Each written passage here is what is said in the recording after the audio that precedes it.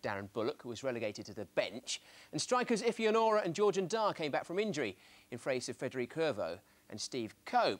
Stockport manager Gary Megson had to manage without influential midfielder Chris Byrne, who was injured, or his main striker Brett Angel, who was suspended. We joined commentator Jed Pittman in the first half.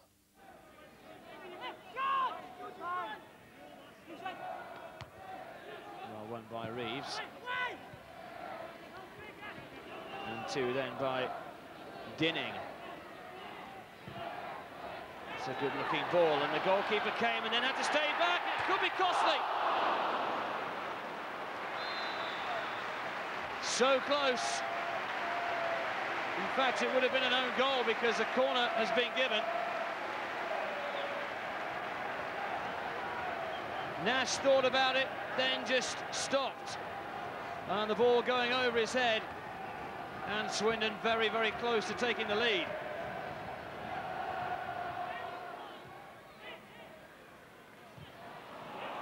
Good time, good in giving it away. Cook. A bit of space too for a shot here. And a good save. The effort was from Graham Branch. And Talia having to move smartly to his right-hand side to save. Robinson. And again, the goalkeeper coming out this time. He made his mind up quickly, but an awful clearance, and that could be trouble, and is! Well, you have to give credit to the goal scorer for knowing exactly what the goalkeeper had done.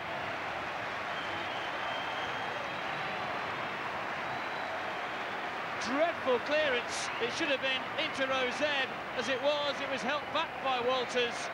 And Onyura knew exactly where the goalkeeper was and swept it back into an empty goal. Again, the flag has stayed down. Onyura. Walters. Now Davies has got plenty of players to aim for. Should have been hit first time. Really wasted such a good opportunity, Sol Davies. The first time when he's had the ball, there were 5 or 6 players waiting for it. Still, though, there might be danger as it falls for Gooden.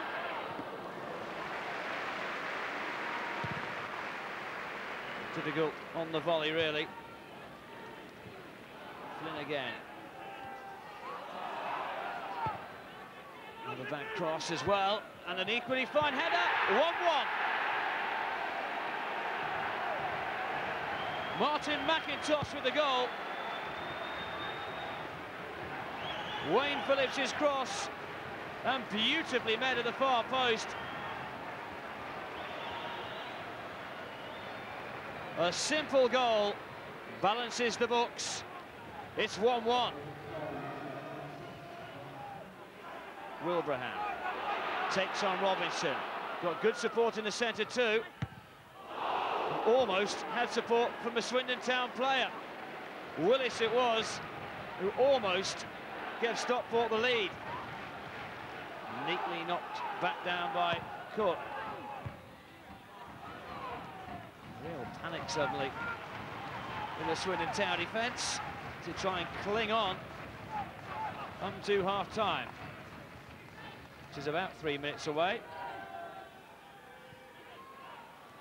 Wilbraham, good turn, beautiful play by Wilbraham, 2-1. Graham Branch taking full advantage of Wilbraham's good work, and Stockport deservedly take the lead. Not the best defending you'll see this season, but you have to credit Aaron Wilbraham with an excellent run. And for Graham Branch, it was very, very simple.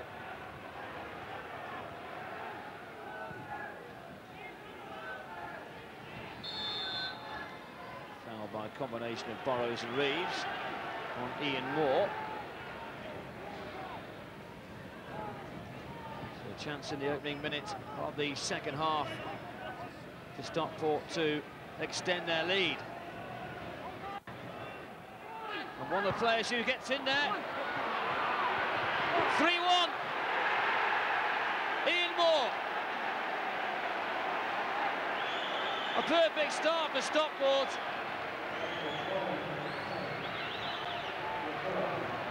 Well, they were pretty good with set pieces in the first half, and the set piece has given a goal right at the start of the second. Eventually the ball stabbed home by Ian Moore.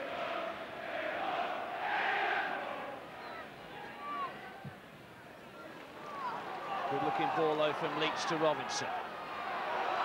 They take advantage of the slip from Woodthorpe. Not the greatest of balls, but here's Walters! Cracking shot, 3-2.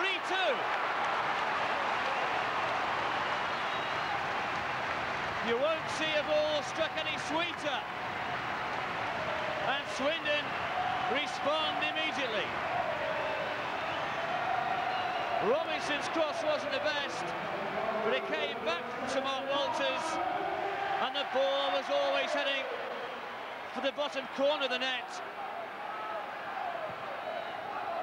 A quality strike, and Swindon Town right back in the game again.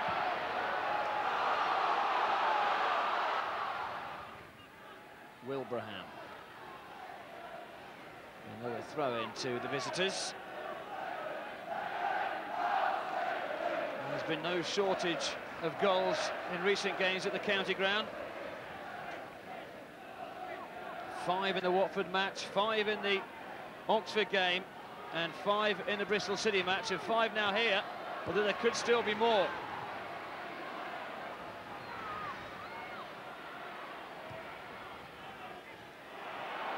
Wilbraham, given time to get the ball, now finds Moore. Good save from Talia.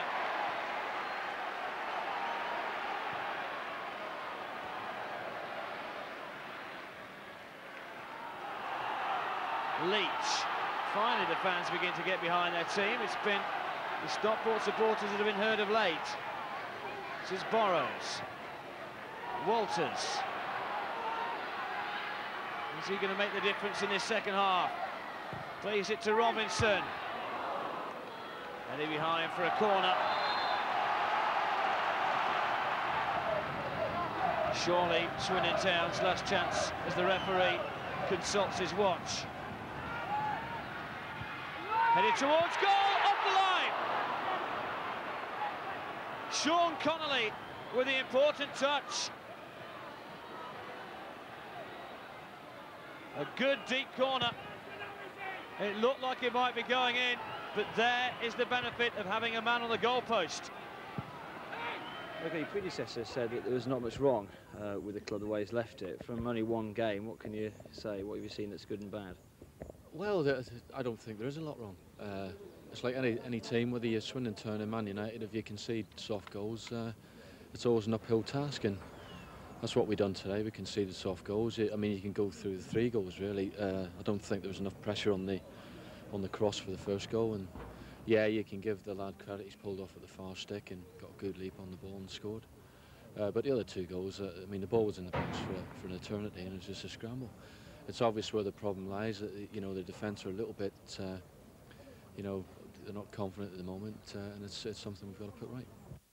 Well, it's nice to see Jimmy Quinn back at the county ground, and he says there's not much wrong with his team. Do you agree with that? Well, I don't want to underestimate the size of the problems he's got there, because he has got a few problems there.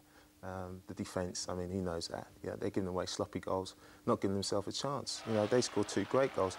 Here, the lad's got acres of space to put a great cross in. And to be fair, this is a good finish, and there's not a lot you can do about that. He's risen and put the ball in the top corner, but the defending from the cross is abysmal. There's no way within 15 yards from him.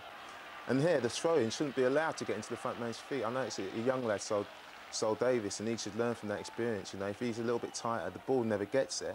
And again, it's a scramble, and their first react, and it's a soft goal. You know, it takes ages to go over the line. What would you say if your players were defending like this? Well, they need to take responsibility as individuals. You see here, the lad's got a free header because as individuals haven't marked and taken responsibility, and it's led to another sloppy goal. Now, if they just take responsibility as individual defenders, they'll be a lot better. The thing with Jimmy Quinn, though, he's not going to have much money to spend, if any at all, is he? No, he's not.